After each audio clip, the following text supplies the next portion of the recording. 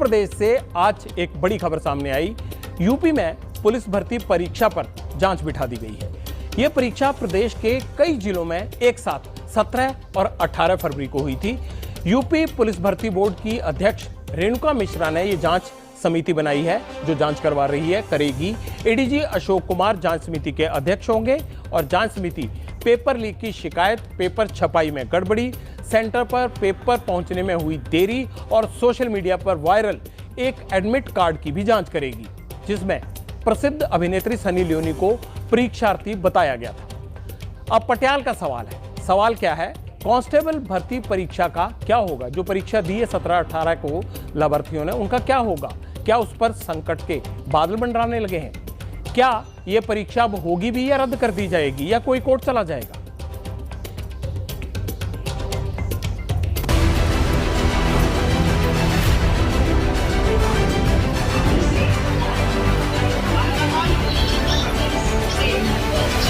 Ticket ले लिया, चढ़ने के लिए जगह भी नहीं मिली। स्लीपर के भी गेट बंद कर रखे थे। 4 ट्रेन हमारी छूट चुकी थी, 5वीं ट्रेन में बैठे। यहाँ पे अभी तो बहुत भीड़ है पेपर की वजह से।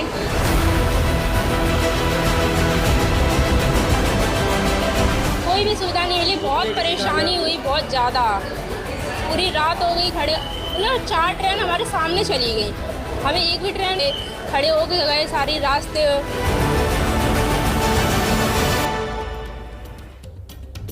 यूपी आगे बढ़ रहा है, प्रदेश में खूब निवेश भी आ रहा है, बड़ी कंपनियां मोटा मुनाफा कमा रही हैं। लेकिन आज बात यूपी के उन लाखों युवाओं की करनी है जो सरकारी नौकरी पाने का सपना लिए कई साल तैयारी में खपा देते हैं। यूपी में 2 चीजें एक साथ हुई हैं। एक तरफ 60,000 से ज्यादा पदों पर पुलिस कांस्टेबल की भर्ती और दूसरी तरफ यूपी को 1 ट्रिलियन इकोनॉमी बनाने की मशक्कत। प्रधानमंत्री मोदी ने आज लखनऊ में ग्राउंड ब्रेकिंग सेरेमनी को हरी झंडी दिखाई।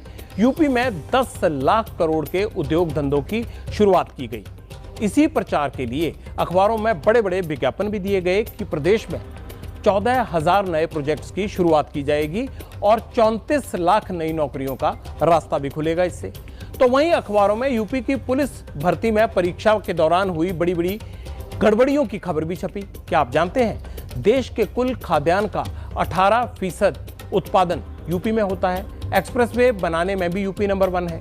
लेकिन अफसोस ये है कि यूपी में सरकारी नौकरियों की परीक्षाएं बिना गड़बड़ी नहीं हो पा रही है।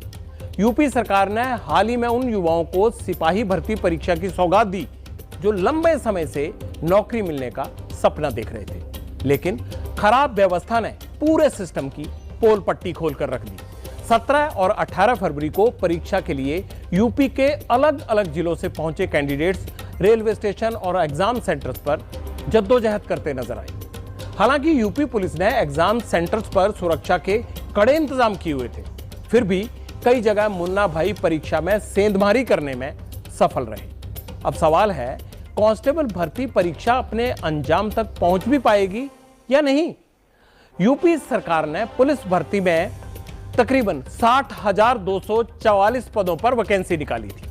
कांस्टेबल बनने के लिए 48 लाख से ज्यादा अभ्यर्थियों ने आवेदन भी किया। 48 लाख में 15 लाख लड़कियां भी शामिल हैं। अब आप सोच रहे होंगे कि क्या सिर्फ यूपी के रहने वाले अभ्यर्थियों ने ही आवेदन किया था? नहीं, ऐसा नहीं है।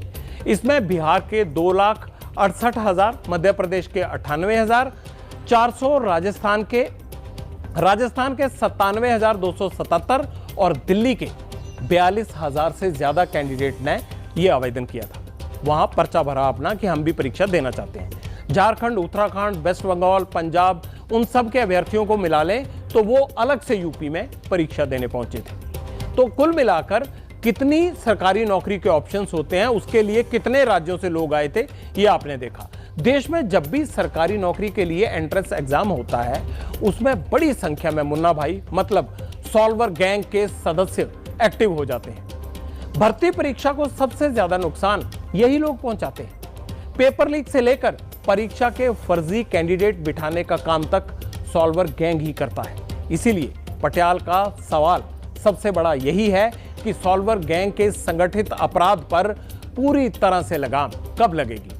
वो दिन कब आएगा जब कैंडिडेट को लगेगा कि वो जो परीक्षा देने जा रहे हैं उसमें गड़बड़ी नहीं होगी, क्योंकि सवाल पारदर्शिता का है। 1 ट्रिलियन इकोनॉमी के लिए हम हर बाधा पार कर सकते हैं, लेकिन एक पारदर्शी और विश्वसनीय परीक्षा का सिस्टम क्यों नहीं दे पा रहे? यूपी पुलिस कांस्टेबल भर्ती परीक्षा के दौरान मऊ, गाजीपुर, जौनपुर, आजमगढ़ से लेकर मथुरा, आगरा तक यूपी के कई जिलों से सॉल्वर गैंग के सदस्यों को पुलिस ने गिरफ्तार किया है। पिछले 3 दिनों में यूपी पुलिस के 244 लोगों को अब तक गिरफ्तार किया जा चुका है। इन अपराधियों के पास से क्या क्या मिला? ब्लैंक चेक मिले, लाखों रुपए का कैश मिला, ओरिजिनल मार्कशीट्स मिली, smartphone, Bluetooth device, fingerprint scanner, voice receiver, SIM card, ये तमाम चीजें इन लोगों से बरामद की गई हैं, जिन्हें ये अपनी इस धोखाधड़ी के लिए इस्तेमाल करवाते थे। मतलब अपराधी एग्जाम में सेंधमारी के लिए टेक्नोलॉजी का जमकर इस्तेमाल कर रहे हैं।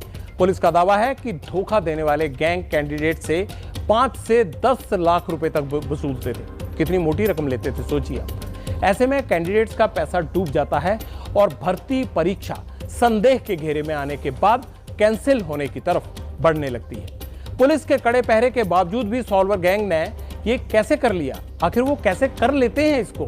ये सिस्टम के लूप होल्स का नतीजा है क्या? अब सिटी